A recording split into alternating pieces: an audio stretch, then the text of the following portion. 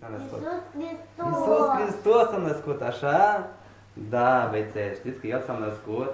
Dar cine știe unde s-a născut Iisus Hristos? Sau în Betleem, da, acum este în cer, dar s-a născut că este de la Betleem. Ei, uitați, vreau să vă povestesc așa puțin istorioara. Cum s-a născut Iisus Hristos? Vă vreți să știți? Da. Da. Da. Pe vremuri, îndepărtat. Era o fecioară care se spune, cum o chema pe mama lui Iisus, vă știți?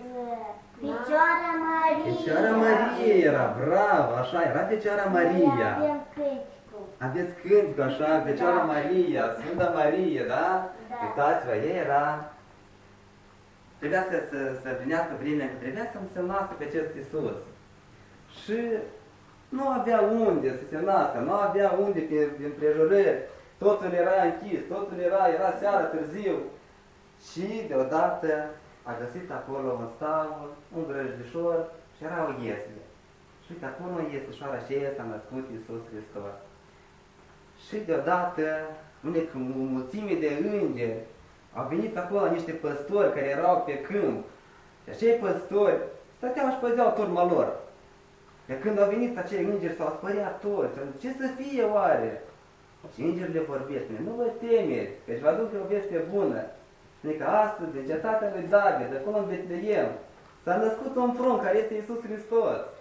Și spune că ei toți s-au bucurat, au mers să vadă acolo, au luat daruri. Și au mers la Iisus acolo să vadă cine s-a născut, de ce au venit îngerii pentru ca să-L vadă pe El.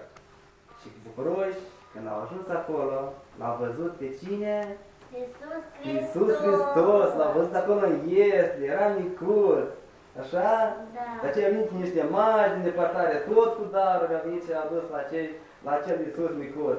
Și datorită că atunci Iisus s-a născut și a venit cu daruri la El, și astăzi copiii primesc daruri, da? Da. De această sărbătoare minunată care este nașterea lui Iisus Hristos și noi ne bucurăm de aceasta, sărbătorim aceasta, așa? Da. Bravo, da! O să mai cântăm o cântare și așa cu mișori, așa? Da. Da!